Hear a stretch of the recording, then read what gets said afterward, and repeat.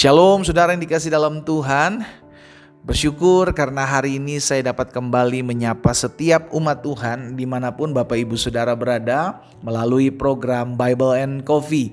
Saudara dikasih dalam Tuhan, melalui program ini saya percaya ada banyak umat Tuhan dikuatkan, diteguhkan dan diingatkan bahwa masih ada Tuhan dalam kehidupan kita. Sekalipun sampai hari ini masih ada tantangan, masih ada pergumulan, masih ada masalah, bahkan masih ada doa-doa yang belum kita lihat dinyatakan jawab oleh Tuhan, kita percaya bahwa Allah turut bekerja dalam segala sesuatu untuk mendatangkan kebaikan buat orang-orang yang mengasihinya. Karena itu saudara dikasih dalam Tuhan, melalui program ini saya kembali mengajak setiap umat Tuhan dimanapun Bapak Ibu Saudara berada untuk sama-sama kembali merenungkan firman Tuhan. Kita berdoa, kita datang kepada Tuhan.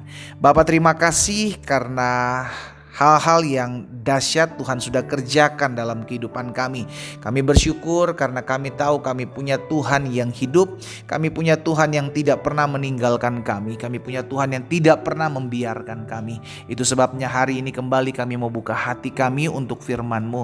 Roh Kudus, sampaikan sesuatu bagi kami. Urapan-Mu ada atas kami. Di dalam nama Tuhan Yesus Kristus, kami mau buka hati kami untuk firman-Mu. Dan berbicaralah bagi kami. Demi nama Tuhan Yesus Kristus kami berdoa. Haleluya. Amin, amin. Puji Tuhan. Nah saudara yang dikasih dalam Tuhan, saya percaya dunia di mana kita hidup hari-hari ini bukanlah dunia yang gampang, bukanlah dunia yang mudah untuk anak-anak Tuhan Yesus jalani. Kenapa? Karena yang kita lihat adalah kejahatan demi kejahatan merajalela di mana-mana. Iya kan?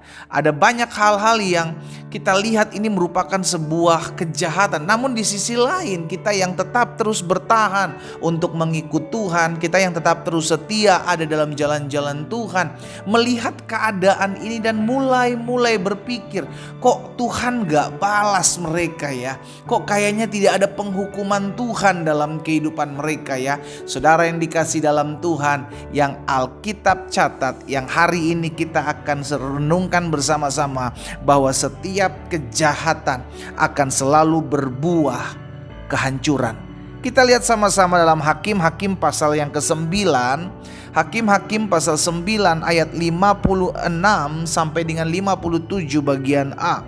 Demikianlah Allah membalaskan kejahatan yang dilakukan oleh Abimelek kepada ayahnya, yaitu pembunuhan atas ke-70 saudaranya.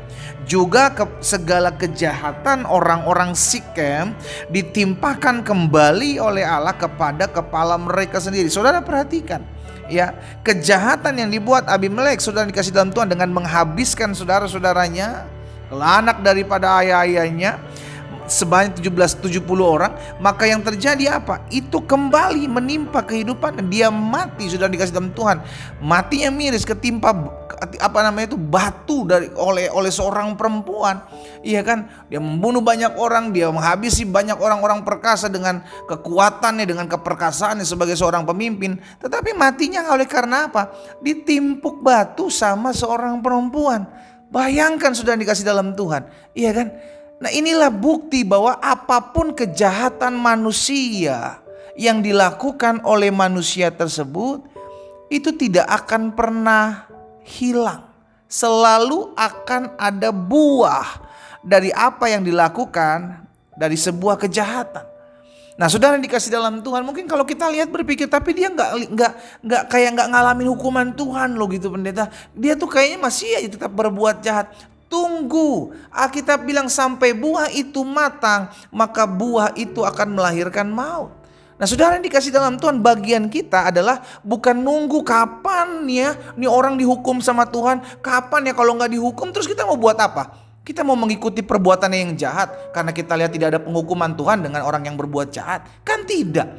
Justru dengan demikian kita akan mulai mencurigai Tuhan. Nah saudara yang dikasih dalam Tuhan, biarkanlah orang yang berbuat jahat mengalami apa yang dia lakukan. Dia akan tertimpa kepada kepalanya sendiri apa yang dia lakukan, karena hukum tabur tuai itu tetap berlaku sampai sekarang. Saudara yang dikasih dalam Tuhan, Bahkan kejahatan orang-orang Sikem, Tuhan bilang di Alkitab katakan ditimpakan kembali kepada Allah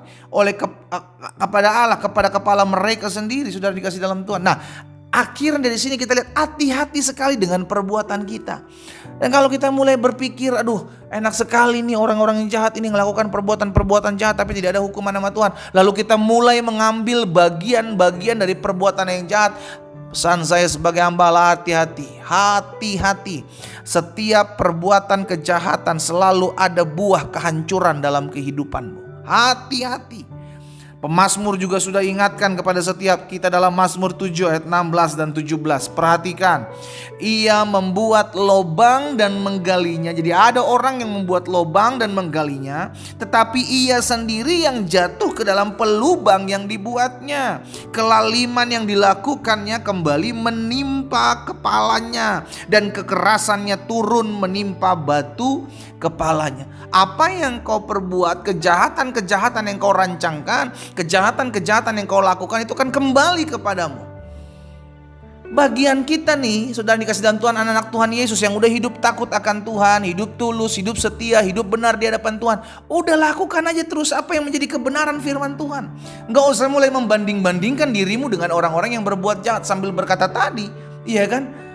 Kalau dia berbuat jahat tidak dihukum Tuhan, kayaknya lebih baik saya juga jadi orang jahat aja lah. Capek juga jadi orang baik dikecewakan. Capek juga jadi orang baik kayaknya seakan-akan tidak dianggap, tidak ditolong, ya kan? Saudara dikasih dalam Tuhan, setiap perbuatan jahatmu ada buahnya. Demikian pula sebaliknya. Setiap perbuatan-perbuatan yang kau lakukan di dalam jalan-jalan Tuhan pun ada buahnya. Sekarang kembali lagi kepada kita.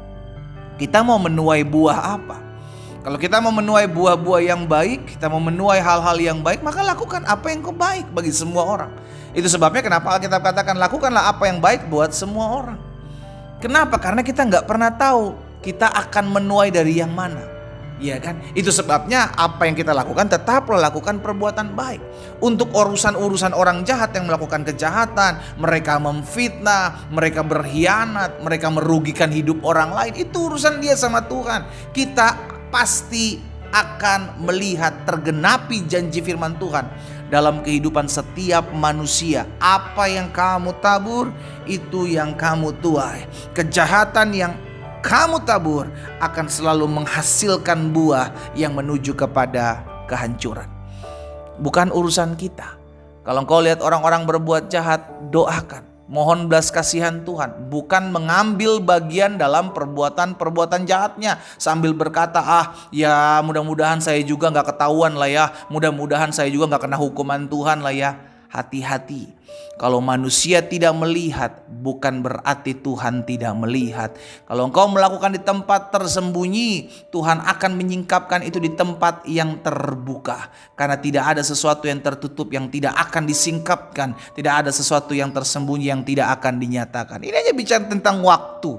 Tapi setiap apa yang kau tabur, benih apapun itu akan selalu menghasilkan buah. Dan kejahatan selalu berbuah kehancuran. Kita berdoa, kita datang kepada Tuhan.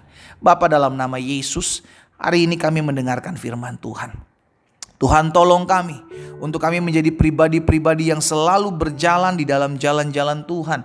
Kami selalu menjadi pribadi-pribadi yang tetap terus berpegang kepada firman Tuhan dan ketetapan Tuhan.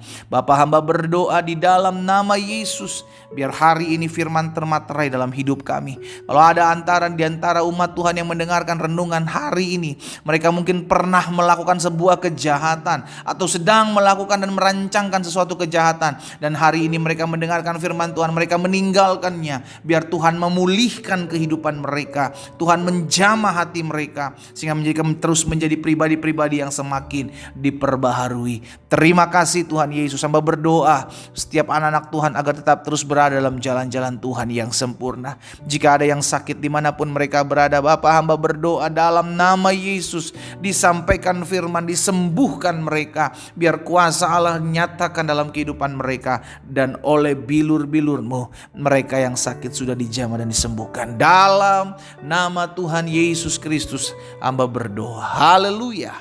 Amin.